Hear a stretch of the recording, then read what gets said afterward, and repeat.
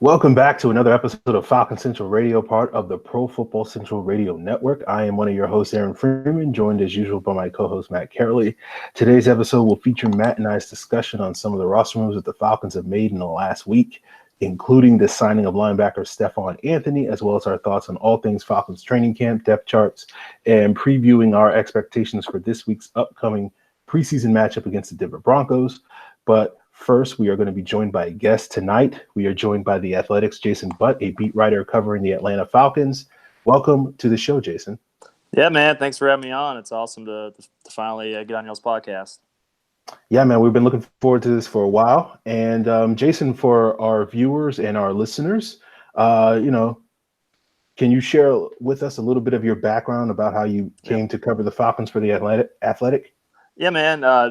It turned out to be kind of crazy. I actually grew up in Georgia and then moved away to Maryland, covered the Baltimore Ravens for a little bit. And then just happened a job covering UGA opened up and ended up there for 3 years. And then my boss ended up kind of talking with the Athletic, and we ended up getting hired at the same time. But it's kind of right place, right time.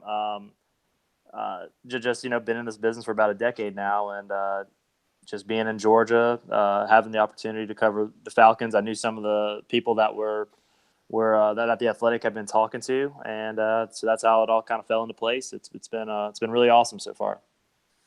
Yeah, Jason, I think I speak for all Falcons fans when I say we've enjoyed all the content you've put out thus far, since you've joined the Athletic. And there's two particular pieces I kind of want to highlight tonight. The first piece you wrote about a month or so ago, where you took fans, behind the scenes of a defensive coaches meeting. And in it, there was some real open and honest dialogue between the coaching staff on what the players were doing well and what they needed improvement on up to that point.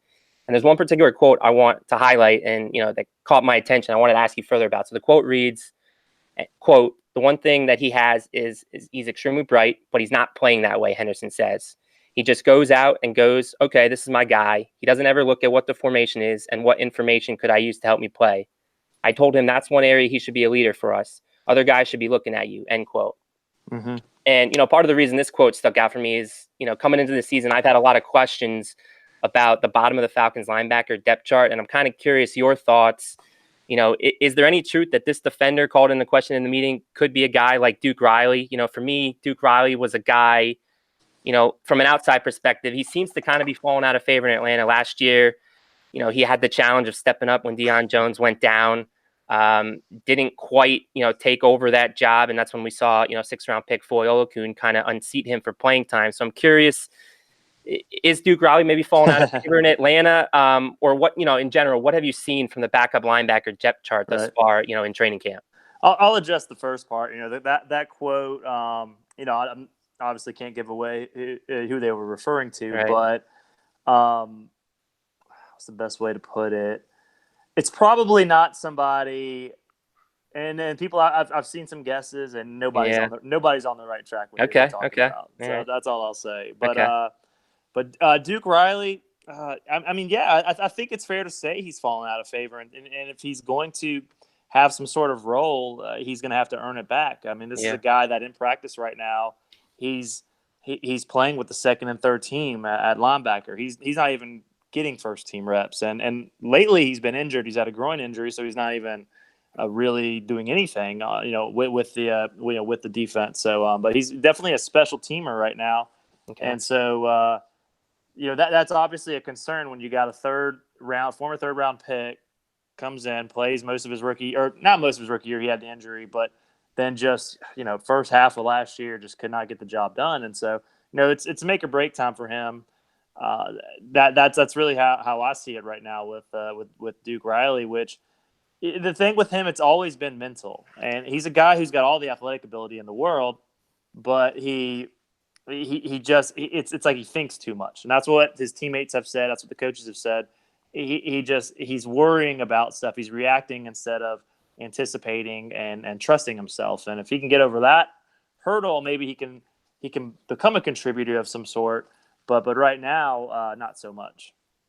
And just like one follow-up question on that, do you think the Stephon Anthony acquisition, is that a way to try to push him even further? Or what do you make of Stephon Anthony? What do you think his role could potentially be on this linebacker depth chart? he's not really related to Duke Riley's issue. He's more of Kamal Ishmael. He's once J.J. Wilcox went down, they moved Kamal Ishmael to safety. So that Stephon Anthony acquisition has more to do with needing a linebacker and hoping that they could get a depth guy, special teams guy. And because he's a guy that he's a former late first round pick, and so he hasn't lived up to that billing whatsoever at this point. And so that's kind of what his role has been. A special teamer, depth kind of player, and so that's really what I see Stephon Anthony right now. And so the other article I wanted to highlight was the one you wrote on the Falcons receivers, specifically the ones after Julio, Ridley, and Sanu, where Marquand Manuel referred to them as the clones. So I'm curious what you've seen from some of those guys, further down during the first week and a half of training camp, and have any of them separated themselves from the rest, in their push for a roster spot? Yeah, it's a thing. I think these preseason games will really be the deciding factor in separation because I'll tell you what, man, Christian Blake, Devin Gray, and Olamide Zaccheaus. I was really hoping I don't mess his name up. But those three guys have really impressed me. And Olamide especially, this is a guy that I felt like I didn't get to see much of him, but I felt like he was a really good player for Virginia. Maybe got overlooked because they haven't been that good lately. And so, but he had a really impressive catch the other day, a contested catch too. Really impressed with how he looks. He's got a lot of speed, but the guy who has seemed to made the biggest strides was Christian Blake, and he's a guy they really like. Practice squad guy last year. I mean, Devin Gray was too, but Christian Blake looks the part. He looks like a guy who could take that next step, and I'm really interested to see how really all three of those guys play over these next, I guess it's 5 weeks, to see how if they step up, if they can get one of those, end of the receiver depth chart roster spots, because you have to, Marcus Green, I mean, they're listing him as a running back right now, but he's essentially a receiver. And so you're looking at, you got the top three, you've got Marcus Green, with his return ability, he's going to make the team. And so from there, you essentially got 2 spots. Justin Hardy's back on a 1-year deal, but it's only a 1-year deal. So if one of these guys can prove that they can unseat Justin Hardy, and I think it's worth looking into. And so I think it's going to be really interesting for those final 2 spots. Russell Gage, I shouldn't even forget about him. I don't know why I'm forgetting about him. So really, you got 3 guys for 1 spot, or 4 guys for 1 spot, including Justin Hardy, and so. It should be pretty interesting, coming down the stretch there, as this preseason unfolds. Now, Jason, so much of the focus this offseason has been about the changes and potential upgrades that the Falcons have made in the trenches. But I thought it was interesting to read one of your articles a couple of weeks ago before training camp started. You talked about sort of one of the major storylines centered around the Falcons secondary. I'm curious sort of what have been your thoughts and observations so far in training camp looking at that position group. I'll tell you what, getting Ricardo Allen and Keanu Neal is tremendous, especially with Dan Quinn calling plays. And just we got to see, and it's granted, it's very vanilla, and they're not tackling, they're not going to the ground, but they had essentially over 2 days they had a scrimmage where they did the first half on Sunday, the second half on Monday, and really that Sunday scrimmage, the defense looked. I remember them doing this last year and not really coming away with any kind of opinion, and seeing them with Ricardo Allen and Keanu Neal, and probably has to do with the fact that we saw this team essentially going with half of the defense were second stringers by week 3 of week 4 last year. It was just night and day, and having Ricardo Allen back there getting guys lined up, they look a lot more instinctive, a lot faster, a lot quicker. But this is granted, it's without hitting, so it's tough to really get a good determination. But having those 2 guys back there, really Ricardo Allen is big, and one guy that's generated a lot of buzz within the building has been Desmond Trufant, and I know a lot of fans have given up on Trufant, especially after last season. And I think he gets a little bit of a bad rap. He's not a guy who's going to get a lot of picks. He's not really a ball skills kind of guy, but he's really fast. He's really quick. He can recover well.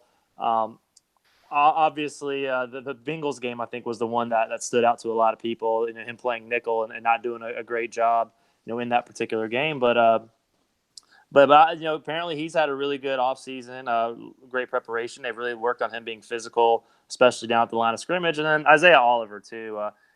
He's the question mark because here's a guy entering his second year. He's got all the physical tools in the world.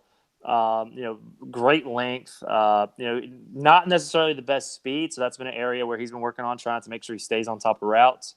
But he should be by all accounts when it comes to the physical makeup, and he's a smart guy. He should be a good corner, but there just really isn't much to where that can be proven yet. We gotta see how the games unfold for that to happen. And I think DeMonte Casey at nickel is going to be a great fit. I think the fact that he played corner in college, so he's got that ability, but then he's also essentially in that defense, it's kind of a safety corner / hybrid, kind of the way that nickel's become over the years with all the pass happy defenses. I think that's just a great fit for him and a good way to get him on the field along with Rico and Keanu Neal. And so it's a question mark because of how last year was in a sense, but at the same time, if everybody's back and everybody's healthy, man, it has a lot of potential to go from a weakness to a strong suit in just one season.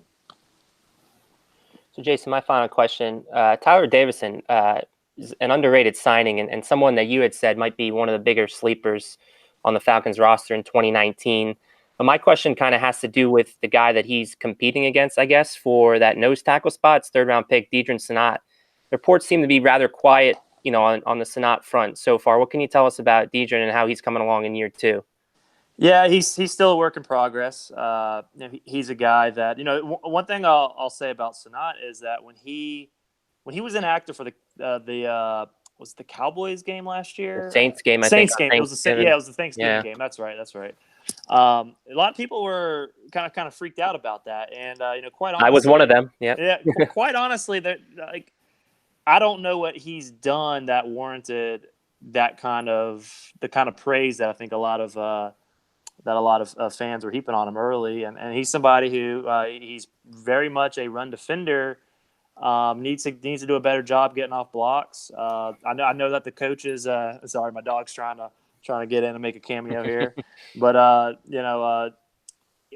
he's somebody he's like I say, he's still a work in progress. He's definitely a smaller defensive tackle, and I think Tyler Davison fits the mold. He's proven. He's going into his 5th year. They saw him twice a year. They really liked him. They actually Dan Quinn mentioned how they were scouting him extensively out of Fresno State, coming out of college, and so he's somebody that really fits the bill as a downs 1 and 2 kind of run stopper, and then they can go with their pass rush packages from there, and so definitely Tyler Davison. I think he's got the leg up on the. Really, it's not even a competition. I mean, he's the. That's starting, what it seems like. Yeah, he's the starting defensive tackle. So now it's definitely a depth rotational guy at this point, and somebody that they're going to have to continue to try to develop. One thing I can say is that I've asked some people about Senat, and it's not with a lack of effort. Guys coming in early, he's the cliche kind of one of those guys. He's one of the first to arrive. He has spent extra time in the weight room this offseason. He's doing everything he can to put himself in position to play, but yeah, still definitely kind of you don't want to call a third rounder a project, but he's definitely still developing, at this stage of his career. Yeah, I mean, I think for me, it was just, can he develop a pass rush? Right. Can he develop some moves there to really make himself, a 3-down player? Because, I think Tyler Davison has him beat as far as a run defender goes, just because of the proven track record. But yeah, definitely something to monitor. So thanks for the input on that. Yeah, man. Jason, I'm curious with the Falcons having their preseason opener this Thursday, and the expectation, we know Julio Jones not going to play. We can pretty much guess that a lot of veterans, if they do play, they'll get a very quick hook. So I'm curious, sort of, what are some of the young guys, in addition to some of the people that you've already mentioned today, who are some of the young guys that you have your eyes on that you think could sort of, pop on Thursday night? Yeah, it's a good question. I was actually trying to think of this, earlier today, just because of we don't have a whole lot of position battles that we've been monitoring. It's really just offensive line. But that said, there's a guy that I'm interested it's going to be it's a boring person to watch, but it's Chandler Miller, the undrafted rookie out of Tulsa, the center. And, Alex Mack, let's just be real here. This is a guy who, he's 30, is he 33, 32 or 33? He's 33 because I think he and I are the same age. And so, how many more years does Alex Mack have, in Atlanta, playing in the NFL? Clearly they need to go ahead and look for somebody. And this is a guy who, at Tulsa, he was a 4-year starter, a really good starter at that. For their program at least, and I think I think it was the last year or the last 2 years at Tulsa. I have to go back and look. There was 1 year where they did a good job. They had some good pieces there, but I think it was either the last year or the last 2 years they didn't. They just didn't have a good overall team, and so that contributed maybe to him being a little overlooked. So I'm interested. He's been getting some second team reps at center, and so I'm interested in seeing how he holds up, against some of these other professionals. And, you move around. We mentioned I overlooked Russell Gage earlier when I was talking about those other receivers. And, he's not somebody who's in jeopardy of a roster spot, obviously. But his development at receiver to me is something that I'm interested in seeing because, like, all offseason, that's been an area. Even towards the end of last season when he started getting in more, you kind of saw him flash a little bit, and he was a guy at LSU that wasn't necessarily a go-to guy. He was definitely a strong special teamer, and that's how he carved a role out early, with the Falcons. And so I think Russell Gage has a lot to prove this preseason, trying to maybe be that fourth guy, and then maybe a guy down the road for future seasons, because obviously there's a decision to make with Mohamed Sanu after this season, and so Russell Gage has a great opportunity. And then let's see, you go to the defensive side of the ball. I'll tell you what, there's a guy at linebacker. I think he's just judging by social media, he's kind of a fan favorite for some, but Jermaine Grace. I think this guy has a great chance to sneak onto the 53-man roster. He very, very fast, and I know Jeff Ulbrich really likes this guy, and so I'll be interested to see how he comes around. I've seen him kind of rotate in a little bit there in practice, and with they run kind of like a 1-2s hybrid sometimes, and Jermaine Grace has gotten some reps there, and so I think he has a great chance, especially and also special teams ability there too. So I think he has a great chance to maybe be a bubble guy, down the stretch, and possibly make this team. I'll be interested to see him, over especially these next 3 weeks, the Hall of Fame and then the true first and second preseason games. See how he looks there, and when the bullets are flying, and if he can make a name for himself early and possibly get a spot. One last question, Jason, before we get you out of here. Based on today's events, I saw Caleb McGarry, I guess, left with an illness. Do you have anything to add as far as, do you think we should expect him on Thursday, or do you think you'll know more? We'll know more probably. And I actually didn't see him go down. I think it was Vaughn McClure actually had the eyes of the day that saw him, and I watched most of practice, and I guess it just kind of slipped me there. But it doesn't sound, like it's anything terribly serious, at least right now. Nobody's made it sound that way, but I'm sure in the next day or so we'll find out more. And he's a guy who would definitely play in the Hall of Fame game if he's healthy. Even though he's a first rounder and has a chance to start, but the fact of the matter is he's not a starter yet. Kind of like Chris Lindstrom, I wouldn't be surprised to see him start, or just play, because it's a guy, he's pretty much carved out a starting role at right guard, but he's a rookie, and so you want to try to get them reps and get them ready to go as much as possible. But if McGarry's healthy, We'll find out one way or the other, I'm sure, in the coming days, just simply because of the way this 24/7 news cycle works. Jason, we don't want to keep you all night, but if you have a couple more minutes, we do have a couple of quick hitters from the fan asking a couple questions. You got time for us? Yeah, sure thing. Man. We got one from Jelani234 on Twitter. He asks, most impressive drafted or undrafted rookie thus far in camp? Yeah, it's funny. I actually missed y'all's tweet on this. So I'm sitting there answering fans on Twitter, and then I'm like, oh, it's all good. This is for the podcast. Yeah. So, you know what? I mean, Chris Lindstrom's the guy, but he's too obvious of an answer. So I'm going to go with John Kaminsky. The guy's been great in terms of effort and motor. Again, we'll see how he does against other competition, but really like what I see. I thought he had a Gosh, I wish I could remember the lineman he went against. It might have been Sombrello. Had a really good rush against. I'm pretty sure it was Sombrello a couple days ago. That really stood out, and he's just flying around out there. I think he might be the steal of this class if he continues to progress like those in the building think he can. Justin Sandu asks, which backup linebacker has had the best camp so far? Ooh, that's a good one. Honestly, in my opinion, I'd go with Jermaine Grace, the guy I just talked about. I think he's looked the part of a guy who could sneak on this roster. Justin also asks, who do you think will win the left guard competition? Yeah, I'm 50-50 right now on that, man. I really can't tell. My hunch, I'm going to lean towards Carpenter just so I can give an answer, but it's really too early to tell, for a final answer. Jelani asks, who has won the battle of the trenches so far, defensive interior or offensive interior in camp?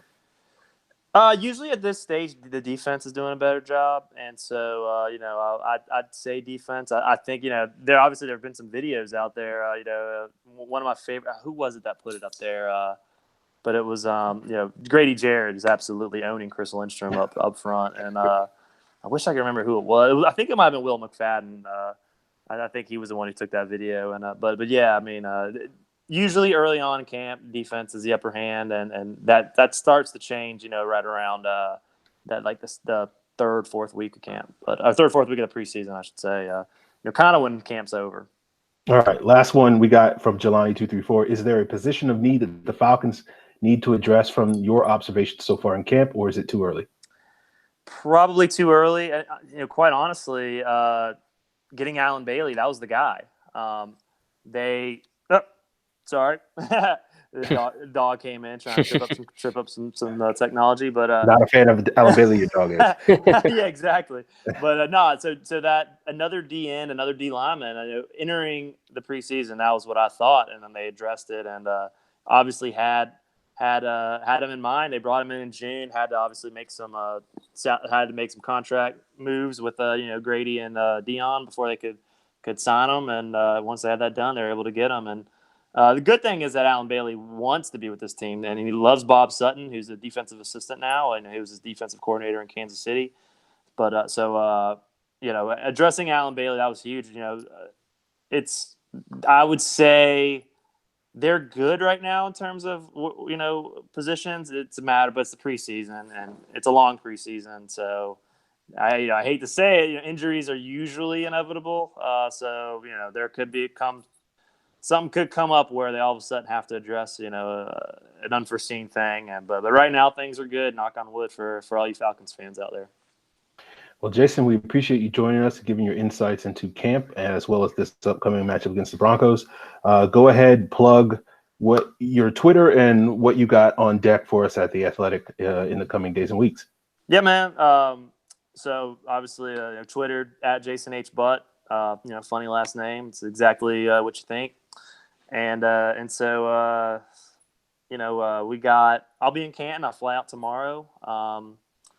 Gonna I guess cover the game, stay up late, and then actually I have a fun little Q&A I'll be posting with one of the Falcons players. I don't want to give it away right now, but on Friday morning, so it should be a good one for y'all to read. Hopefully. If you haven't subscribed to The Athletic, you should. We just hit the 500,000 number milestone. So join the club, y'all. It's it's been a pretty fun ride so far there. Yeah, can't recommend athletic content enough. With the daily across the league, you're going to learn so much things. A lot of great writers there, including Jason, including Jeff Schultz at the Atlanta side, and of course a lot of NFL writers. And for all you guys that follow other sports, I don't know why you're listening to this podcast, but if you do happen to follow other sports, then certainly you can find great content at The Athletic on a variety of sports and topics. So, Jason, we appreciate you joining us. We hope we get an opportunity to talk with you at some point during the season and to see sort of maybe what some of these predictions and various insights shape up to be once the actual games that matter start to be played. But yeah, man, we really appreciate you. And I hope you have a good night. Yeah, man. Thanks for having me on. Anytime y'all want to chat, just hit me up, and I'll be more than happy to come on. Thank you, Jason. Appreciate great stuff as always, man. Yeah, man. Of course. All right, man. Have a good night. Yeah, you too. So, guys, we are going to keep this show going. We sort of talked a little bit about Stephon Anthony and with Jason. And now Matt and I will share our sort of thoughts on that. The Falcons signed Stephon Anthony last week, the linebacker formerly of the New Orleans Saints and Miami Dolphins, as Jason mentioned, a number 1 pick, 31st overall in the 2015 draft. In addition to Stephon Anthony, they signed linebacker Richie Brown, who spent a couple of weeks on the Falcons practice squad in 2018. They make room on the roster. They wound up putting defensive tackle Michael Bennett on injured reserve, as well as waiving guard/tackle Leonard Bonnard, who is a undrafted free agent out of Arkansas State. And, as Jason mentioned, to sort of create the spot for Anthony, the need for Anthony at that linebacker depth, as well as Brown, was created by the fact that the Falcons moved Kamal Ishmael back to the strong safety position, a position that he has only dabbled at in the Dan Quinn era. We saw him a little bit at the beginning of the 2016 season when Keanu Neal was out with an injury, but we know that when Ishmael was drafted at a UCF back in 2013, he was drafted as a safety, but slowly inched towards the line of scrimmage, and now he's getting pushed back to the strong safety position. Matt, go ahead, share your thoughts on sort of this bevy of roster moves, what Anthony's going to bring to the table, your thoughts on Kamal Ishmael making the position switch back to safety. Yeah, I think Jason did hit the nail on the head with a lot of the points. Obviously Kamal going back to strong safety is not something I really expected because, they had an opportunity, I think, to do that last year, and we didn't really see that. So for them to do it now, again, I hate to bring Sherrod Niesman's name in the conversation, but talk about him every week, man. So yeah. Keep it going. So, it's like, obviously they don't like him at strong safety. Now he does seem to have the inside track right now as the backup free safety. That's where he's rolling with. So it's good that, he might still have a good shot to make the 53-man roster as long as he holds off Chris Cooper. But it's a role he's played well. It's been a while since I can remember seeing him there. So, I'm not sure. He's never a guy that you want to see in coverage a lot. And I know that's, an avenue that they use Keanu Neal quite a bit. Obviously, it's a role as a strong safety is you're going to be matched up against tight ends and whatnot and guys in the slot. So that's not his strong suit. So we'll see how that goes. That'll be what we'll be looking at in the preseason. As for Stephon Anthony, I tend to lean. That's why I asked Jason the question. I think this is a guy who, again, was an end of the first round pick, an unproven high draft pick, so to speak, just like Duke Riley has been thus far. And I just think it's another way to kind of push him that, like, hey, this is a guy that potentially, if you don't bring it, maybe he'll take that 6th linebacker spot. So I think there's a serious competition going towards the bottom of the depth chart. We've talked ad nauseum that the top 3 are fairly, locked into place: Dion, Dre, and Foy. And it does appear like Bruce Carter is inching towards the safe category as that 4th guy, based on some of the reports of where he's played with the ones at times, with Dion rehabbing, the foot. So it does look like there's 2 spots available if they're going to carry 6. Maybe they only carry 5 because they're going to stash a whole bunch of defensive linemen on the roster, given, the fact that they're going to run a bunch of multiple fronts. So maybe there's only 1 linebacker spot available, and it's with the likes of, Jermaine Grace, who Jason said has impressed. And, so there's going to be a real competition. That's why it's one of them I got my eye on. So yeah, I don't expect Stephon Anthony to make the 53-man roster, but certainly if they carry 6 and Duke Riley proves to not be it, then, who knows, maybe Stephon Anthony makes that 53-man as the 6th guy. Yeah, with Stephon Anthony, he kind of fits the bill like a lot of Falcon linebackers do currently on the team, where, great athlete, question marks in terms of their ability to diagnose and certain things. So, he fits right in with the Falcons if that's your cup of tea, and seemingly that's what the Falcons sort of, that's kind of the book on Stephon Anthony and why he hasn't quite lived up to the billing as a former first-round pick. Going into the summer, I remember we did a podcast maybe like 6 weeks ago or something like that, and you were talking about the position battle to linebacker, and I was just sort of quietly sitting there just being like, yeah, I don't think it's going to be that big of a competition. Maybe Jermaine Grace can sort of sneak on and push a guy like Bruce Carter. But now, due to the J.J. Wilcox injury and all this other stuff, in the addition of Stephon Anthony, it is a lot more compelling than I thought it was going to be a month or two ago. So I am now very curious to see how it all winds up shaking out with this linebacker depth, because you're right. It's like we know the three guys that are definitely going to make the team. After that point, it's anybody's guess at this point. Is Bruce Carter, inching towards a lock? Previously going into camp, I thought he was probably the most vulnerable guy. So it could completely shake it up. As for Ishmael, and then you look at the possibility, like Ishmael's stint at safety, is this a permanent move? Because, it looks like it's going to be permanent in the sense of it's going to last through the summer, but I don't know if this is going to last to the season, because I don't know about you, but I spent like the first 3 years of Kamal Ishmael's NFL playing career complaining about him as a safety.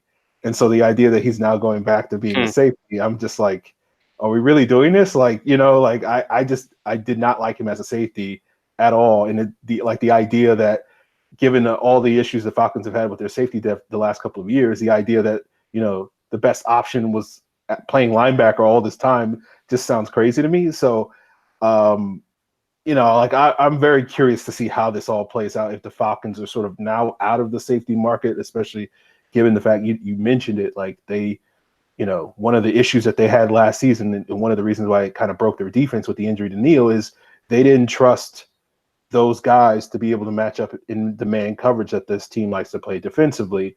And that is arguably like the worst thing that Kamal Ishmael does is line up in man coverage and be able to cover tight ends and whatnot. So, it's one of those things where, like, you talk about Sherrod Neesman.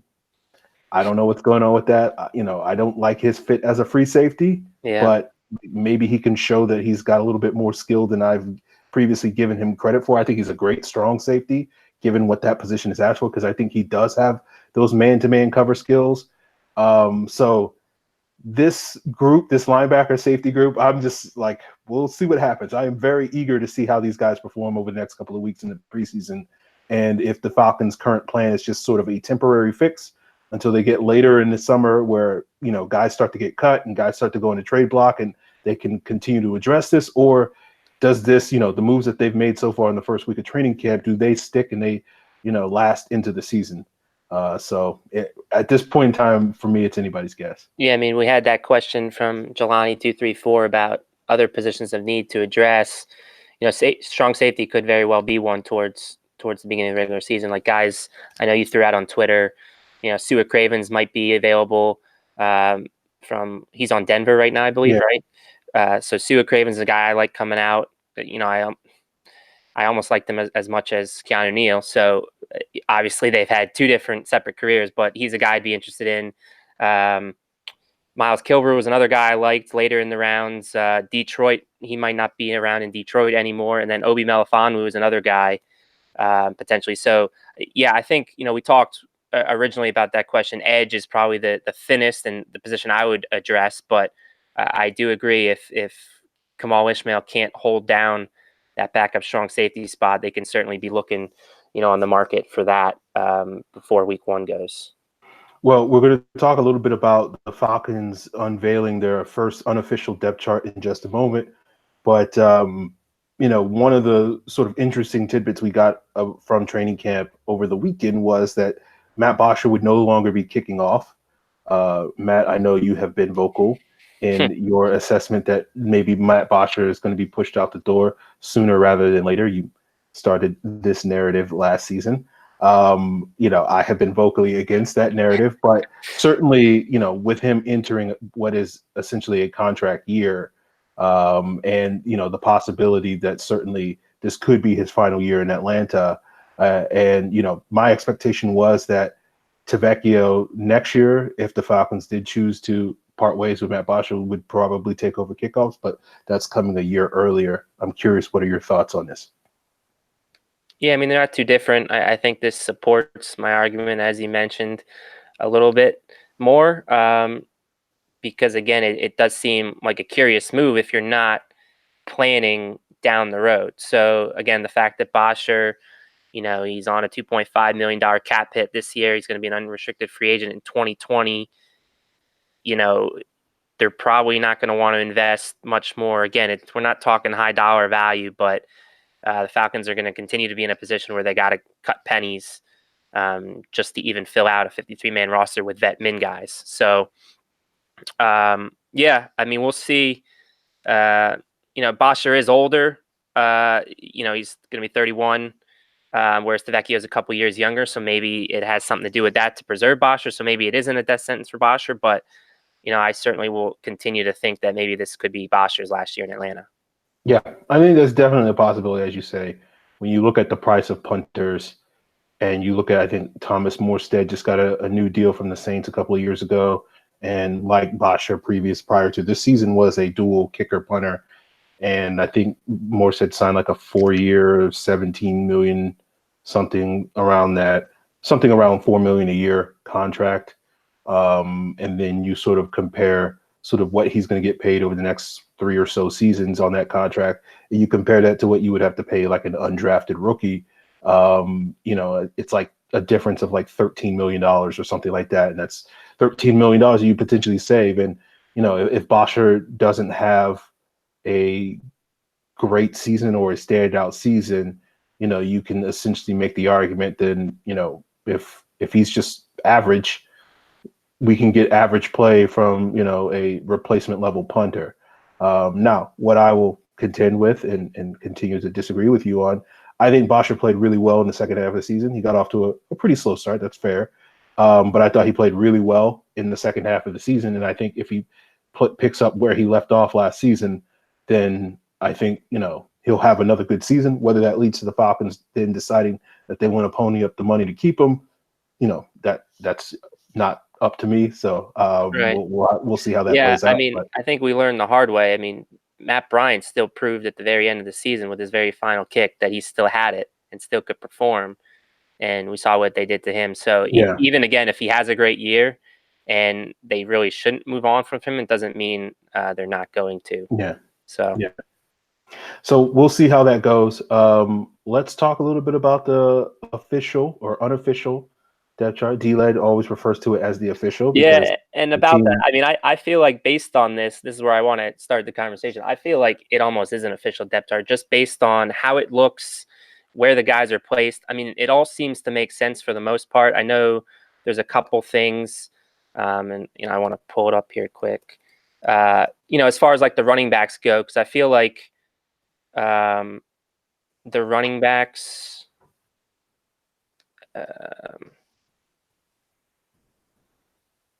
I don't know which. Apologize for this. So like we have on the Falcons official website, Brian Hill as the third running back, whereas I'm not necessarily sure that I totally buy that. Like obviously Brian Hill's the guy I got my eye on. I think could sneak on as the running back 4. And maybe it's just a matter of him being a veteran and Quadri Allison is the rookie, and that's why he's 5 and Kenyon Barner's 4. Those are the types of things where, it's not 100% gospel, but I think for the most part, I mean, this is what we should expect heading into the preseason as far as where the guys are. I mean, you have Julio Jones, obviously, as the 1. Russell Gage is his backup. Mohamed Sanu as the 2. Calvin Ridley is his backup. I mean, they're interchangeable. Justin Hardy being the 5th guy. Devin Gray as the 6th guy. Again, a lot of this, I think, they're erring on the side of the veterans because you have Marcus Green, the rookie, behind Justin Hardy at number 7 or 8. You have Zacchaeus behind Gray, and then Christian Blake behind Marcus Green. But again, a lot of this is kind of straightforward, self-explanatory stuff. It shouldn't come as a shock.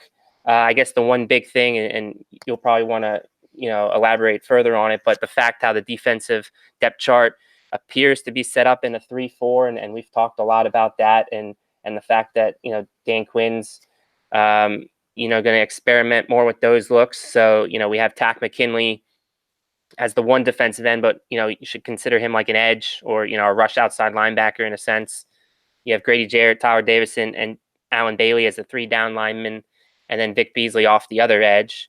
And then 2 linebackers, 2 inside linebackers, Devondre Campbell and Deion Jones. And then, the secondary is self-explanatory. Isaiah Oliver, Desmond Trufant, Ricardo, and Keanu. I guess the only thing with the secondary, and again, I think that the major theme is the veterans that have been around a while, like Blitty Ray Wilson right now appears to be the fourth cornerback. I'm not sure it'll necessarily finish that way. I think Miller and Sheffield are playing well, getting positive reviews. I think they'll eventually be, 4 and 5. What order that is remains to be seen. But yeah, a lot of it makes sense. There's nothing like, yeah, this is a ridiculous list. It doesn't make any sense. To me, a lot of it makes sense. And the edge goes to the veterans in certain depth spots. Yeah, the reason why they seemingly call it unofficial seems to be because you can't necessarily take it as gospel because there's going to be some changes. Like I look back at last year's depth chart, what they first produced right before the first preseason game, and then compared it to how they actually deployed guys in the actual first preseason game. And if you even give them the benefit of the doubt and certainly trying to combine the sort of the nickel defense with the base defense, which can sort of tweak it a little bit. They were about 67% accurate with the projections. The starters were all accurate. The backups were about 2/3 accurate. And then the third string, that's when things started to get a little bit wonky. So the general probably rule of thumb. And when you looked at last year's depth chart, it was the wide receivers and the offensive line on the offense that was a little wonky, but they nailed it with the quarterback, running back, and tight end. The defensive line was mostly accurate, but the linebacker group in the secondary were a little bit off the mark. So if that follows suit, then, maybe starting with some of these where guys are positioned on the second and third string at some of these position groups might potentially change. But for the most part, I think this is, it looks fairly accurate. It looks fairly accurate to what I'm expecting to see. And as you mentioned, like, what's interesting to me, the most notable thing is that they basically listed it as a 3-4 front with their official depth chart, with Tack McKinley and Vic Beasley being listed as defensive ends, but with the D tackle, D end essentially being a 3-man front for the Falcons, front. But at the same time, you could just flip that and in theory say that the second or really the third D in which Vic Beasley is laying is potentially a Sam linebacker, but that's going to be interesting to sort of see exactly how the Falcons sort of deploy that. Do we see a lot of 3-4 this week against the Broncos as something that the Falcons are trying to develop? Because we know they're reasonably comfortable with the 4-3. And so do we see a lot more 3-4 in the preseason? Because that's something that the Falcons are trying to, get these guys up to speed on in terms of their changing responsibilities. And we'll have to sort of see with some of these position battles. I thought it was, before anybody looks at the depth chart, I just want to make one last point. And we're talking about one of those key position battles, like the left guard position. And James Carpenter is listed as the starter. And Jamon Brown is the second team guy at the left guard position. But I do want to point out that the first depth chart had Wes Schweitzer as the starting right guard last year, and Brandon Fusco as the number 2 right guard. And Fusco wound up winning that job at the end of the summer. So we'll see if history repeats itself, that the guy who's technically the backup for week 1 in the preseason, or as Dan Quinn is calling this, week 0, we'll have to sort of see if he winds up winning or losing that position battle. But I agree with you. For the most part, I think with the couple of exceptions, maybe flip-flopping a couple of guys, this guy playing on the left side versus the right side, this seems like a fairly accurate depth chart. And one other point to add to, what you said about last year's right guard battle, and you correct me if I'm wrong, but I was going through old tweets from like 2017 earlier today, and I think Ben Garland was the first guy up for the left guard battle, right guard battle in, throughout the summer OTAs. I don't know specifically for the depth chart, but I know he was the first guy that got. Yeah, I don't remember, but yeah, that sounds right. So, I mean, again, and we saw how Wes Schweitzer was the one that eventually won that. So that would make 2 straight years where the guy that originally started at the top of the depth chart didn't actually win the battle. So again, what you see right now, Aaron's right. I mean, it's not necessarily who's going to win that left guard battle. The one other point is a small one, but I was curious to see where Rashid Hageman would fall on this list. And, I wasn't sure necessarily if they were going to view him as a big end or a nose tackle. I think we had talked before, when Rashid Hageman was signed, in my opinion, his best work towards that tail end of the 2016 Super Bowl run was when they put him at the nose, and he can kind of just push the pocket, kind of, make, have his way with the center. And right now on this depth chart, he's, the third nose tackle behind Davison and Sanat. So it looks like they're returning him to that spot where he did well in. Now, whether that allows him to stick on the roster or not, again, we said on previous shows that they don't have to make a decision on him till week 3 because he's suspended for the first 2. But it is nice that it appears that they're using him, at his strongest suit. Because I did think that maybe he would be blocking also John Kaminsky, but it sounds like John Kaminsky now is just backing up Alan Bailey. And, it was nice to hear, and it's refreshing that Kaminsky's off to a great start, because I know, me personally, I've been down on him and his potential role this year. So if he keeps it up and it translates to the preseason, Falcons might have came away with a great pick in round 4 in Kaminsky. All right. Any other thoughts on the depth chart before we move on to this Broncos game? Nope, that's it. Let's talk a little bit about some of the players that we're sort of hoping, or some of the things that we're looking for in this kickoff game for the 2019 NFL preseason. What do you got, Matt? Yeah, so, I mean, as I've said repeatedly, I'm really interested in the wide receivers at the bottom. Jason pointed out quite a few: Christian Blake, Devin Gray, Olamide Zaccheaus, Marcus Green, even Justin Hardy. I'm looking at the receivers because I think that's an interesting battle. It's one of the few battles that we have on this roster. So that's probably what I'm going to be focusing on offense for the most part. Obviously I got interest in Brian Hill. I think I hope he sticks. One of the telling one of the takeaways from the weekend was Dan Quinn talking up his game as a pass catcher, which is not something that he displayed very often. I don't think even coming out of college. He was kind of one-dimensional. So the fact that he's adding another element to his game there, I think bodes well in his favor, and it's going to be tough to keep him off the 53-man if that carries forward. So that's what I'm looking for on offense. On defense, again, what I said earlier, the linebacker battles really got my attention. Is this the year? Duke Riley, it's put up or shut up time, like Jason said. I mean, he really needs to have a good preseason.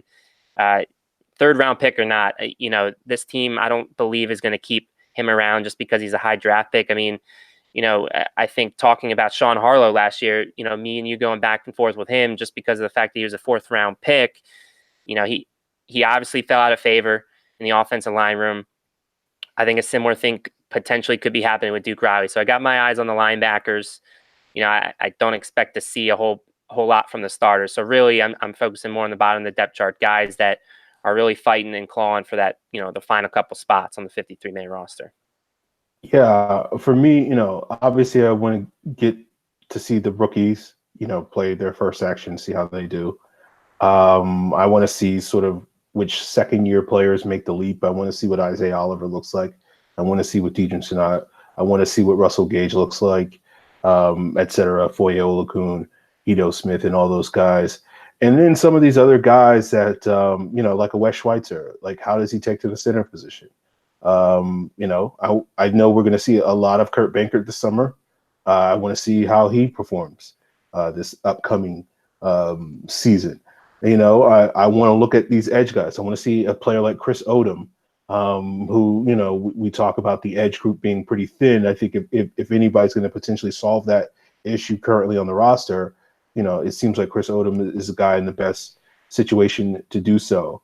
With you, I'm curious to see sort of how this linebacker battle shakes up, like I mentioned at the top of the show. And of course, I want to see what Sherrod Neesman and Kamal Ishmael look like as backup safeties, as well as some of these other guys like Chris Cooper and Parker Baldwin, who've gotten a little bit of buzz this offseason from various people that have been observing OTAs and training camp so far. So, it's really about the depth for me, and we're going to get an opportunity to see a lot of these guys on Thursday night against Denver because, again, we're not going to see probably too many of the starters. And if we do see any of them, they'll probably get a very quick hook, one series, and then they're out, with maybe the exception of someone like a Chris Lindstrom who will get a lot more work just because he hasn't necessarily, proven himself in that regard. So yeah, like this is going to be an interesting summer to see, some of these back end guys and see sort of who emerges and the cream rises to the top and all that type of stuff. So I'm definitely curious to see how that all shakes up starting on Thursday. Did you mention the return battle? I don't know if I missed that.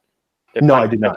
That would be the other thing I'm looking for, because I think, again, I said it before, it could potentially have a little bit of a ripple effect if Marcus Green, doesn't lock down the return man job, because I think, unless, again, Zacchaeus surprises, because I do think he'll be, getting a couple punts and kicks on Thursday. But, if he surprises and takes over, then maybe it won't have ripple effects, or at least not the one I'm expecting. But if he doesn't and Green doesn't, then I think Kenyon Barner, he's the next choice. And at that point, having to hold on to Kenyon Barner, I think, forces out a guy potentially like Brian Hill, because I think Allison, Smith, and Devontae Freeman are locks.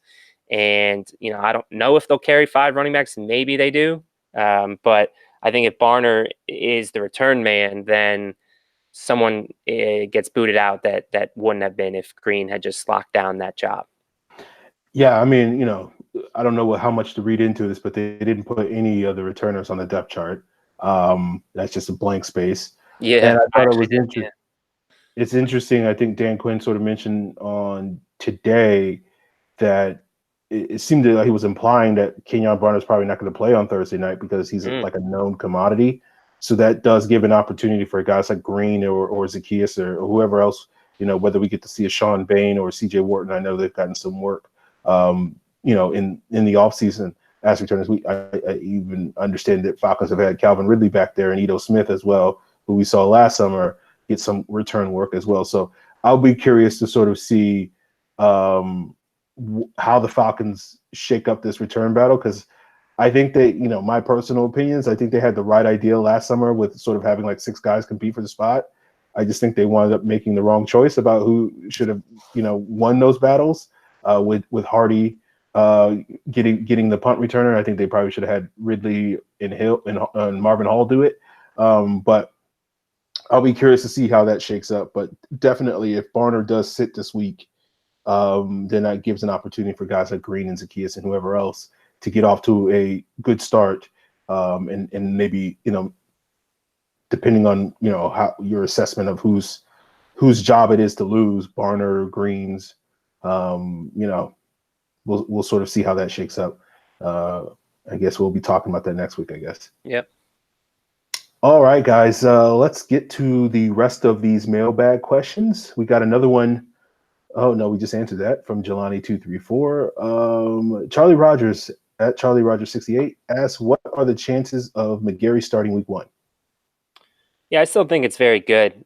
I think the fact that, again, Dan Quinn said on Saturday, I believe, he's really closing in on Sombrilo, and Sombrilo's had some tough moments, whereas McGarry, again, he's playing with twos and stuff, but he's really held his own. It sounds like he's been great in run blocking, which I think will be important this year, especially to the coaching staff. So I still think he's on track to start week 1 now. The illness might throw a little wrinkle until we find out further information, but it did sound like, from what Jason said earlier, it's nothing too serious. And even if he does, even if it does hold him out on Thursday, I don't think that'll be a setback to the point where he can't overtake Sombrilo still. So I would still lean towards McGarry being the starter week 1, but we'll see. It's going to be one of those that I think plays kind of like left guard kind of all the way through for the most part.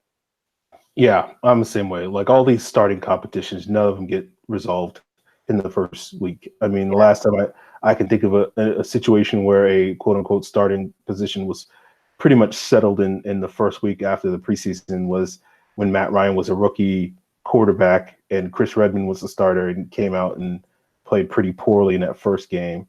And then I think he threw a pick in the second game, and it was like, oh, well, if you had any doubts about Matt Ryan starting week 1 this year, that was sort of the nail in the coffin for Chris Redmond. So yeah, these always play out to the third preseason game, and this year is going to be the 4th preseason game.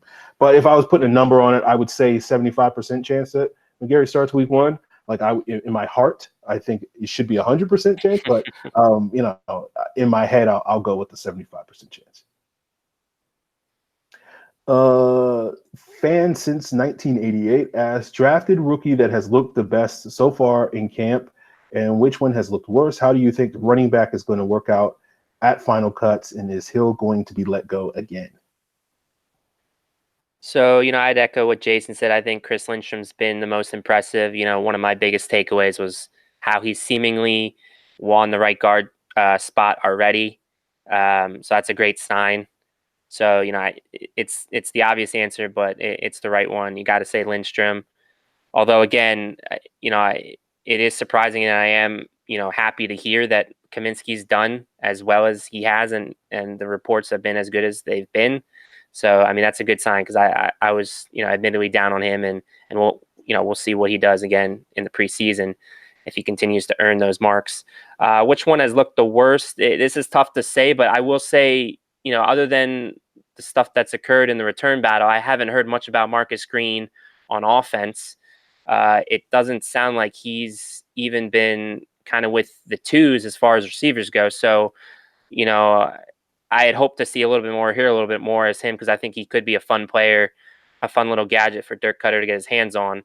How do I think the running backs will sort themselves out? Well, again, what I'm hoping happens is it's Freeman, Ito, Quadri, and Hill. But, admittedly, I'm worried about Hill because, again, there's variables outside of his control, even, like we mentioned with the return battle, that could push him out. But, it sounds like, I've heard stuff from, he's cut weight, he looks stronger, leaner. Again, the pass catching stuff that Dan Quinn talked about, that's become an asset of his game. So it's all good stuff. But I do think also it's important that he contributes on special teams. And that's kind of what has kept him from being a safe bet these last few years. So he does need to cut it on special teams. So that's worth watching. Worth watching number 23 on special teams, Brian Hill, on Thursday, because that'll go a long way in determining whether he makes the roster or not. Yeah, going into OTAs and whatnot, right after the draft, I was like, yeah, I think Brian Hill is going to make it, but sort of at this point in the year, I think he's got a little bit of an uphill battle to climb. I think what the Falcons will wind up doing is keeping 3 running backs with Ito, Devontae, and Quadri Olison. And if a 4th running back does make it, I do think it's more likely at this point to be Kenyon Barner if he wins the return battle position. I just feel like while it's unfortunate, I'm a big fan of Brian Hill.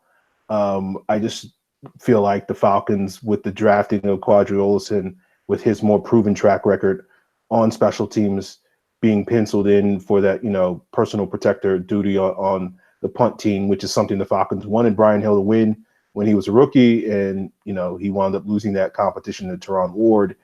I feel like the Falcons have sort of stacked the deck a little bit in Brian Hill, and ultimately, when push comes to shove, carrying a fourth running back that may or may not be an asset on special teams will be considered too much of a luxury for this team. Sorry, someone in the chat is talking about fullbacks, so I got distracted for a second. Yeah, so I think I'm hoping I'm wrong on that, because I really do feel like Brian Hill is an underrated and very talented running back that I just think the Falcons, through their various roster moves, have. See, the thing for me is I just want them to stash him. It's not, because, again, I think if he makes the team, he's going to be one of the game day inactives. And, hopefully you can get by. If Quadri Ollison's the personal protector, you have him at that running back spot, playing the special teams. And, there's an avenue where other guys on the roster can fill out the special teams units. I'm just hoping that they stash him for down the road in the event of an injury. Because, again, he's a guy, if there is an injury, I think you can put him in the starting lineup, or at least in a committee with a guy like Ito. And we saw what he did towards the end of the season, carrying the rock and shouldering the load. So, yeah, I'm not going to say what you're saying is wrong, because I do kind of agree that that's where it's at right now. But for me, it's all a matter of, this is a stash play, because you have to have game day inactive somewhere. Yeah. Are you really activating 4 running backs? I mean, maybe, sure, but usually that 4th guy is inactive. So that's what we're talking about here. So let's, stash the more talented player that has the upside, that can really, impact your team if you need him to, rather than just carry a guy who's going to be here 1 year in Kenyon Barner, just to be the special teams guy. So that's kind of where I've been all along and why I'm pounding the table. And I'm sure that's a similar reason you are as well. But yeah, the deck is kind of stacked right now where it's not necessarily in his favor. Things got to go right. Look, you're not going to get any disagreement from me. I think it's downright stupid that the Falcons keep devoting a roster spot to a return specialist. It just doesn't make any sense to me at this day and age. They're like the only team that does, or not the only team, but like I just think most teams have figured out that you can just get, Calvin Ridley or Nito Smith or an Isaiah Oliver or, previously with Marvin Hall, to do that job and not have to waste a roster spot on a guy. But the Falcons have yet to figure that out, really. Because how often, and knock on wood, how often have we seen our return man that we've solely used as a return man get hurt in that role? Because I think that's the only logical thing, and it's logical in air quotes because I don't even know if it is logical. It's the only thing holding them back as far as I think doing something like that. Yeah, I mean, look at Patrick Peterson's been Arizona's return man for 8 years. So, Antonio Brown's been Pittsburgh's return man for 5+ years. You look around the league, people would be surprised how many quote unquote stars are return specialists, and it's not an issue. So I don't know. I don't personally get it. If I got locked in a room with Dan Quinn, I would shake his collar and be like, "What are you doing, man? This is dumb." But they don't let me get into a room with Dan Quinn alone. He'll probably do some bad stuff to me. But based off some of the things I've said. So yeah, man, I'm with you. I think Brian Hill should be on the team, but I think unfortunately, if he doesn't have an alternate role on special teams, when we get later in the season, when there's an injury and the Falcons need to add a body, he's basically the most vulnerable player to go. And this is essentially what happened until 2 years ago in 2017, because he didn't have that role in special teams. I forgot what the injury they had, but they needed to basically create a roster spot, and they wound up cutting him, and he wound up going to Cincinnati or whatever the case may be. Or no, am I confusing that with Jermaine Grace? I can't remember. But yeah. Okay, next question comes from Ryan 2 Jones, the Falcons fan MVP. Do you think the Falcons are likely to cut Alex Mack in 2020 to save cap space? I'd say ask me this after the season, because I think that it has a lot to do with it. I mean, if Mack continues to be Alex Mack, then I don't think so. But if he shows signs of aging and slowing down, then maybe. But if I had to say one way or another, I think I made this point on an earlier show. I kind of see the Alex Mack situation in the same vein that I saw Todd McClure. As far as, I think he's going to play as long as he wants to play here, and I think Atlanta will have him as long as he's going to play here. Because, again, if Todd McClure played until his age 35 season in 2012, right now Mack's got a couple more years to go to that point. And it's no secret Alex Mack is a better player than Todd McClure, and that's no slight to Todd McClure, who is a great player, and friend of the show Brian Finneran said he should be in the Falcons Ring of Honor, and I agree with that. But Alex Mack, I mean, is one of the best centers of all time, perhaps. So, I think he'll be here throughout the contract at the very least. I don't think he's going to be one of the guys that they go after to save cap space, because again, if he continues to play well, which I think he will, I don't see his time in Atlanta coming up soon. Yeah, I would say it's unlikely that they cut Alex Mack. I think you would have to see a significant drop-off in his play this season to merit the Falcons cutting him for cap space.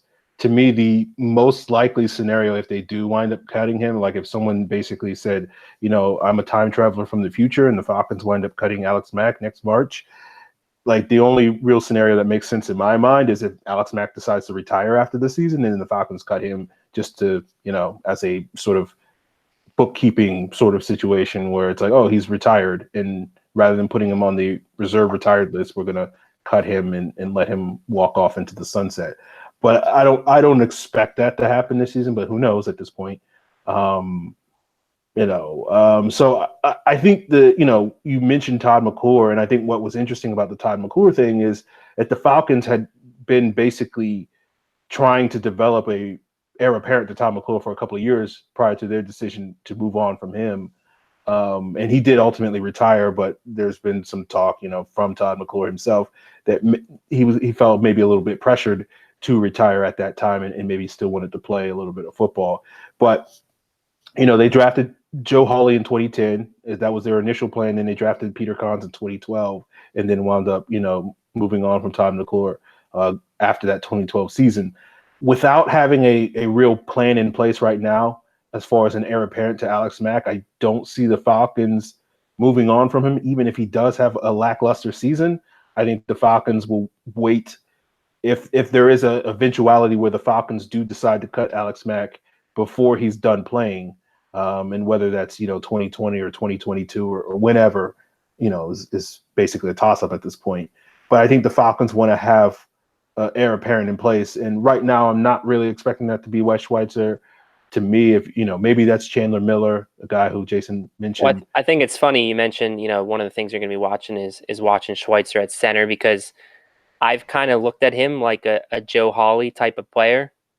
Again, I want to see how he does at center, but I kind of look at it a similar way where maybe Wes Schweitzer is this team's version of Joe Hawley. And again, I don't know if that's necessarily the plan, but he's certainly a smart dude, guy who is like a bio major at San Jose State.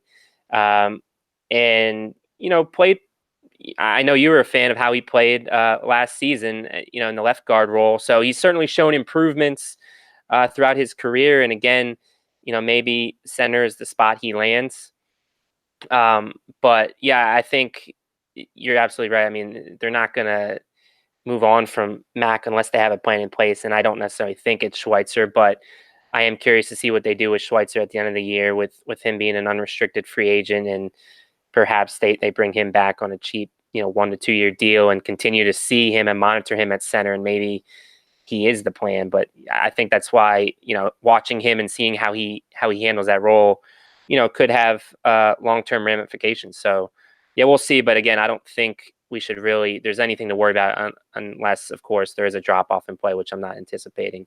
Yeah. Like, even again, if there's like a 10% drop off in play just due to age, like that should be expected. I don't think that, that's not a big deal. Like when I'm talking about a significant, I'm like, he's bad this year. Like, like he goes from being Alex Mack to being. Well, it's bad. almost like what Ryan Schrader kind of did. So if it's something like that drop off, then where it's like, oh man, Alex Mack is terrible this year. Like, which I don't think anybody expects that to happen given Alex Mack's history and legacy in this league. So yeah, you're right. Schweitzer right now, again, I'm not expecting Schweitzer to be the plan just because based off of his one preseason game last summer, he was okay at best as a center. Now, if he's made a significant jump, we can sort of revise that statement to a certain extent. So again, as I mentioned, and as you just mentioned, I am very curious to see how he adjusts to the role. And if by, week 3, week 4 of this preseason, we're like, okay, well, Schweitzer actually might be legit as a center prospect, or even a Chandler Miller, he might be legit in that regard. So right now, when you look at the sort of, a lot of the depth issues that we've talked about have been on the defense. If you're looking at the offense and the one area of concern from a depth standpoint is potentially that center spot if a guy like Schweitzer doesn't take to that position, or a guy like Chandler Miller steps up in a role, as well as having an option like an Adam Geddes as well. So that's probably the one area of the offense that I'm probably looking at and being like, okay, do the Falcons need to make a move later on this summer if some of these guys don't step up? But I don't think that really affects Alex Mack at this point in time. So to answer the question. Last question comes from Dirty Bird number 2 at Matt MVP Ryan on Twitter. He asks, do you think Kyle Shanahan gets too much credit for our offensive success in 2016? If our offensive line and free were healthy in 2018, Sark would have looked like an offensive genius. Kyle has 0 playoff wins without Matt Ryan. What's your guys' opinion? I mean, I only think he gets too much credit when, there's the trolls out there that want to say that he made Matt Ryan what he is. Because, I think Matt Ryan and some of the other guys in the offense in general put all that to rest. Well, Matt Ryan did specifically with his 2018 season, how he, close to matched a lot of his numbers from the MVP year in 2018. I think that put that to bed. But no, I think he deserves the praise that he gets. I mean, I think he's one of, if not the best offensive minds going in the game. So he deserves that. The no playoff wins for him, I think, is just a matter of, and I think it speaks to Matt Ryan's talent too, because a coach needs talent to win playoff games. So Kyle hasn't had that in any of his other stops. He had it in Atlanta. So what does that tell you? That Matt Ryan's a pretty good player. He's, there's other good players around him and Julio Jones and all that. So, I think that explains that. And then to the point as far as, if the offense line and Free were healthy, that's kind of what I said. I think it was on last week's show. I mean, I'm expecting this offense in 2019 to be great. I think 30 points should be the floor, given all of, the personnel that they have and the improvements that they made on the offensive line and whatnot. So, it's natural that, fans are going to give Dirk Cutter a lot of the success for that. But I think, you're onto something there. And that's what I was saying last week is that, if Sark had Free for an entire year and had the offensive line that Dirk Cutter's getting, the results would be the same with him calling the shots, in my opinion. So that's where I'm at with that. But yeah, I mean, that's what I'm expecting, that just, with the offense that, I have a lot of optimism for what they're going to be. And, I feel like, again, Sark was scapegoated and it was just kind of more of a PR move. But again, regardless, it's not going to affect how this 2019 season comes. I don't think the offense is going to be any worse than it was. I just, we have our concerns about how good it can be under Dirk Cutter. But again, with the improved personnel, it's hard to mess up this offense and not, roll out of bed with 30 points with this unit. Yeah, I'm one of those guys that gives Kyle Shanahan all the credit for the Falcons' 2016 Super Bowl run. I'm not going to revise that statement. Matt Ryan is very good with or without Kyle Shanahan. I think the difference between Kyle Shanahan and Steve Sarkisian is represented in about 126 points between the 2016 offensive output and the 2018 offensive output.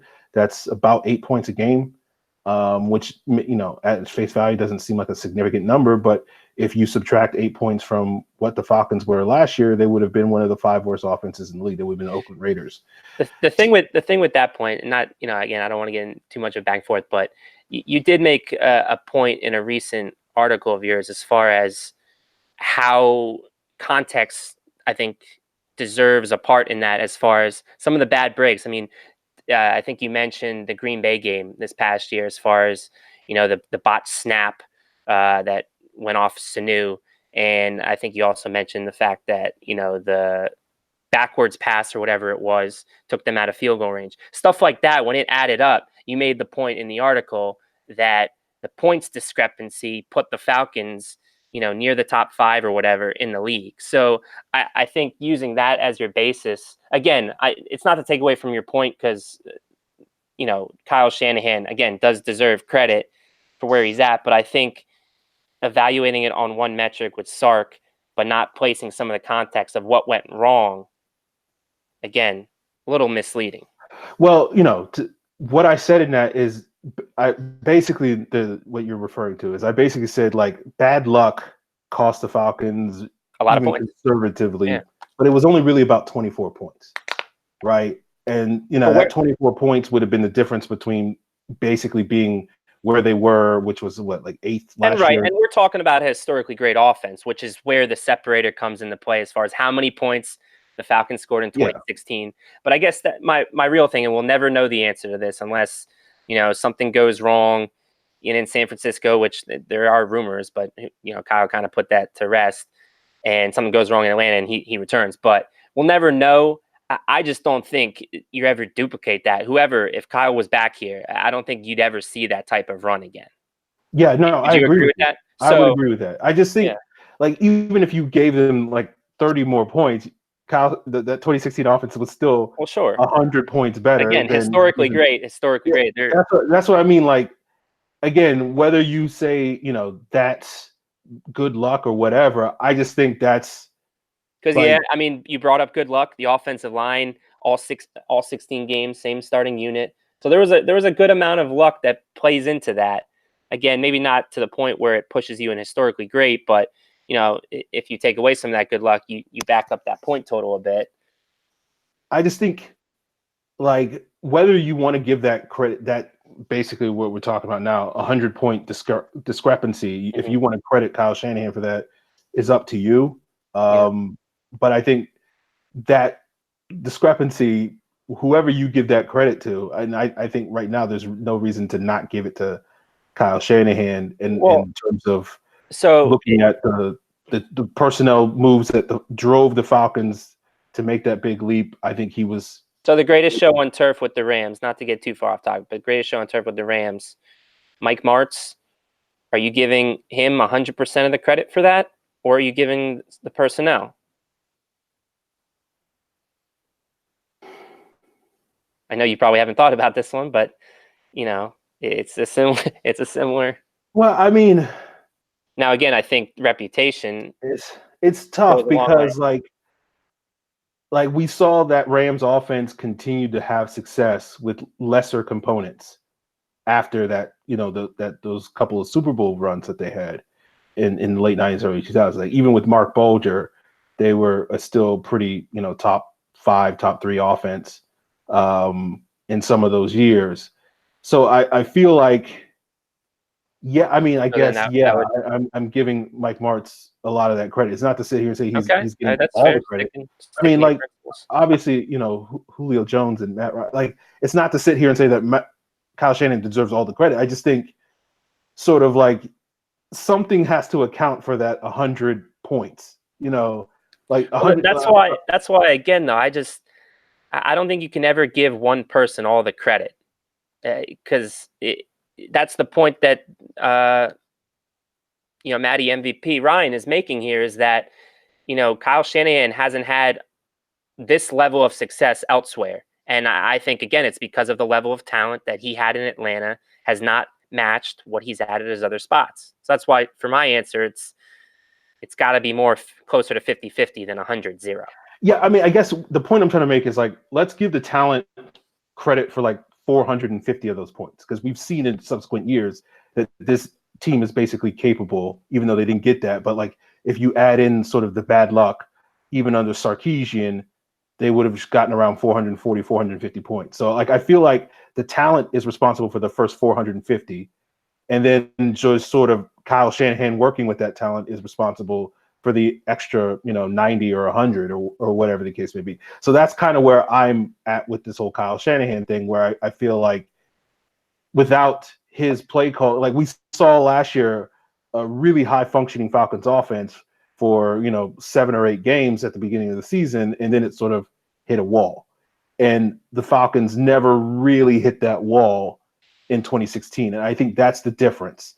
And that's, makes up 60, 70, 80 points or whatever the case may be. And we saw even later in the season, over the last month of the regular season and in the postseason, how they were just firing on all cylinders. And that's just the sort of momentum that you get from having, play calling and player and personnel and everybody being on the same page and getting hot at the right time. And again, is that all Kyle Shanahan? No, but it is one of those things that they all work together to make that a reality. So for me, it's one of those things where it's like going from being a really good offense to being a historically good offense, I think is sort of the Kyle Shanahan factor.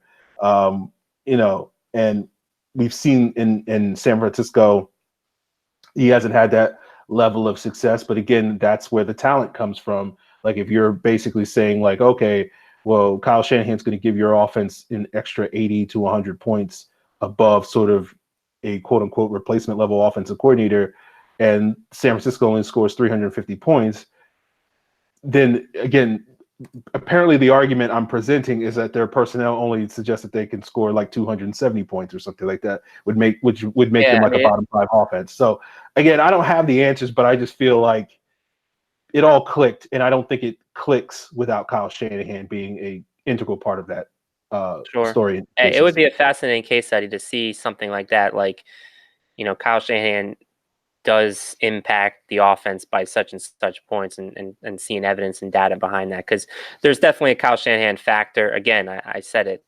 I think he's right up there with McVay, if not above McVay as far as offensive geniuses, the stuff he does to manipulate defenses. And just listen to his press conferences. You come away smarter by listening to them. I mean, the guy's, again, a genius. And part of me wonders, had, the Falcons hired him as the head coach as opposed to Dan Quinn, where would we be right now? But yeah, it's interesting because, again, I think, I've been a big Stark defender. And I've said it already today. He was scapegoated. I'm also curious how, if he wasn't, because again, he was brought into a position and told, like, hey, you still have to run this sort of offense. You can add wrinkles here and there. And I'm not sure how much too of the 2018 improvement came from him, developing the playbook more. But had he been entered into a position where, again, he can just run his entire playbook, do we get the same results? Do we get better results, different results? Like, how much of him being handicapped in a sense, or hamstrung? That's also something I wonder. Again, we won't know the answers to any of these questions, and I'm curious to see what Dirk Cutter. Again, I think that's why 2019 will be fascinating with him, because he's never really run this sort of offense before either. What sort of effect that'll have. And again, I think, Quinn, if he's going to hire these guys, bring these guys in, he almost has to say, hey, use obviously what's been successful for us, but obviously add an element of your own offense. So again, that's just a side note that I'm sure we'll continue to talk about as the season goes on. But how much of that has to do with the team hitting walls in 2017 and the execution issues of 2018 that's led to some of the bad luck. But yeah. I mean, it's a difficult question to answer, because Right. It's like, some people give Kyle Shanahan too much credit. Yes, I agree with that. Basically saying the offense was only good because Kyle Shanahan was good. Yeah. I just think he's more like the whipped cream and the cherry that makes it a sundae, and the nuts and the chocolate, whatever else you got to throw in the sundae, whatever you're picturing that makes the sundae great, rather than just having a bowl of just regular vanilla ice cream. Like vanilla ice cream or chocolate ice cream or whatever you want to say is good by itself. All humans agree with that, but like, you can church it up a little bit, and make it even better. And I think that's sort of what Kyle Shanahan brought to the table in 2016. And I think sort of the bottom line is, I think without that offense functioning at that level, whether you give that credit to Kyle Shanahan or you give it to Matt Ryan or Julio Jones or whoever, the Falcons don't make the Super Bowl in 2016.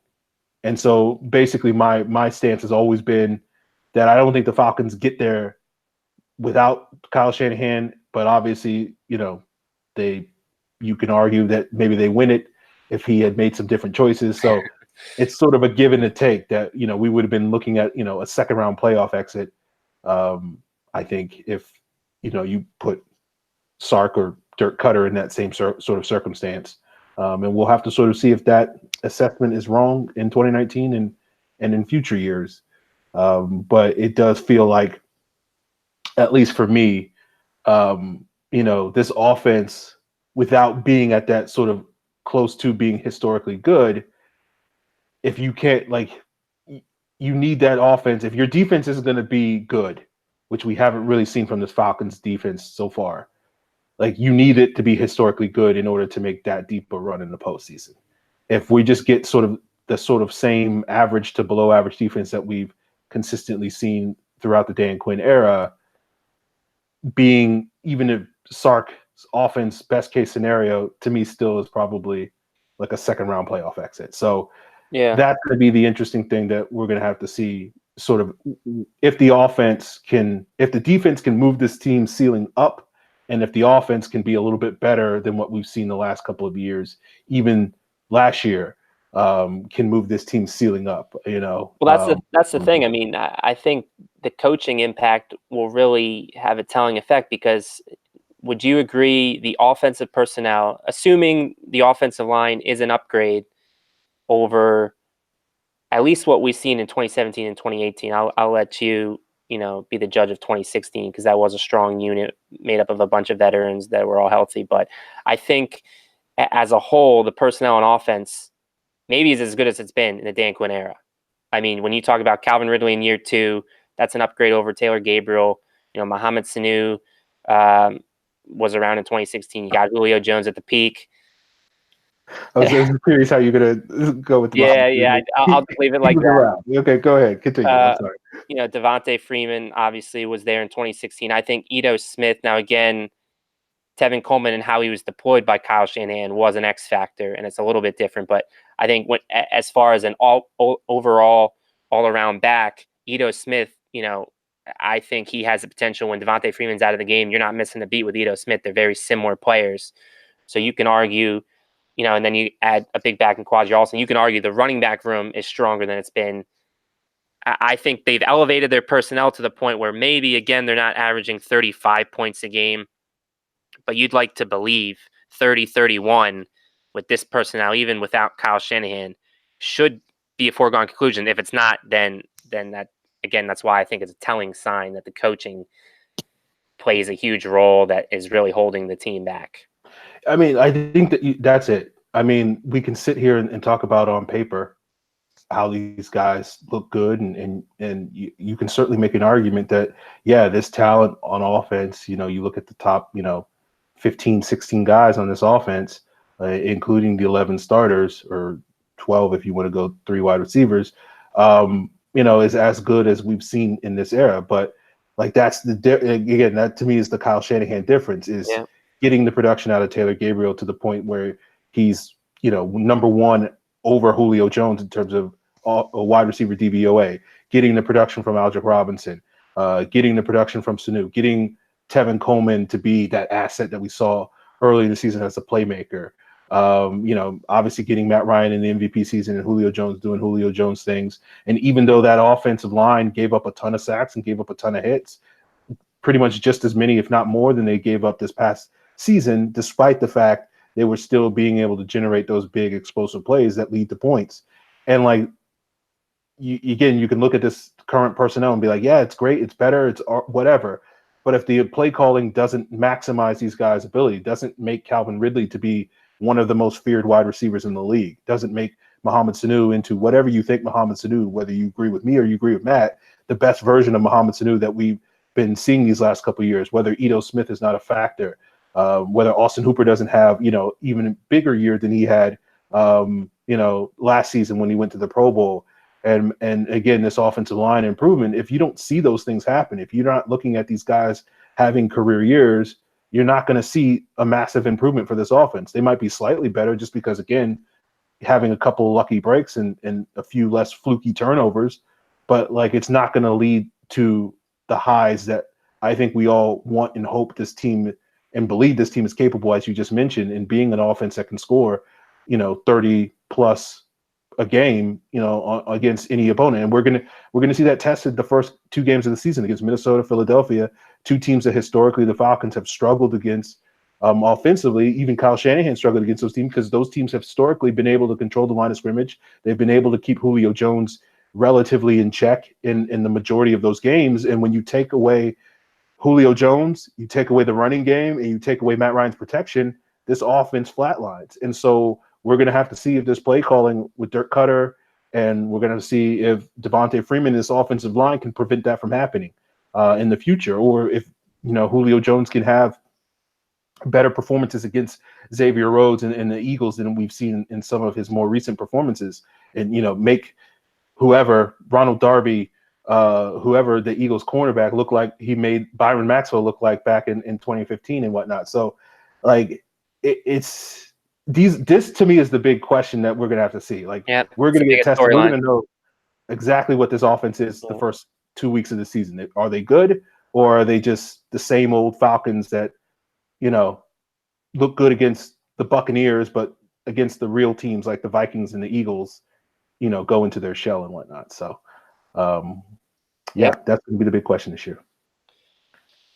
All right, so 2 weeks in a row where we went on a quite lengthy debate. It just means the season's inching closer. That's all. Yes, we appreciate you guys for sending in these very compelling mailbag questions. Of course, you can use the hashtag Falcons Mailbag to get those questions to us on Twitter. You can check us out on Twitter at Falcons PFC. That's the show's Twitter handle. Of course, my Twitter handle is at FalcFans, FalcFans. Matt is at Matt Caroly, MattKaroly. Of course, check us out on YouTube if you're watching us right now on the Pro Football Central YouTube page. Just make sure you subscribe and hit that bell icon so you know when we go live. Also, check us out on Facebook at Falcon Central Radio. You can find all the links to the podcast, iTunes, Apple Podcasts, Stitcher, at ProFootballCentral.com. Again, be sure to check out Jason on The Athletic. They always have these deals. If you haven't subscribed to The Athletic, they always have these great deals that you can get, your first year, 30%, 40% off. It's definitely worth your while to get some of that great content that Jason and several other people, as we mentioned, are providing over at The Athletic. And again, if you want to check out Jason on Twitter, of course, he's at Jason H. Butt. Matt, anything else we got to say before we get out of here? I know next week we'll be talking about the Broncos game and giving our impressions on who performed well and who did not. But anything else? Yeah, no, I'm excited to be there. I'll be there this weekend, Thursday and Saturday for the game. So hopefully I can provide you guys with some coverage that you might not get from the telecast. So make sure you're following along, as Aaron said, both our Twitters and the show's Twitter. Maybe I'll hop on there and do a live video at some point if I can make time during the weekend. But yeah, excited. This is the last week, or this is the first week of football. It's here from now until February. So exciting time, exciting season ahead. So again, thanks for tuning in, always catching our shows, and hopefully we'll have a couple great guests. Hopefully we'll have Jason on again to talk more Falcons football with you guys. All right, guys. Appreciate you checking us out, and we'll be back next week to talk more Falcons in preseason. All right.